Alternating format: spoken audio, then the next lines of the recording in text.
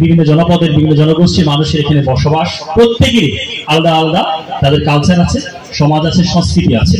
এই সমাজ সংস্কৃতিকে নিয়েই এই পার্বত্য চট্টগ্রামের মানুষের যে বৈচিত্র্য, এই জনপদের এটি হচ্ছে ঐতিহ্য।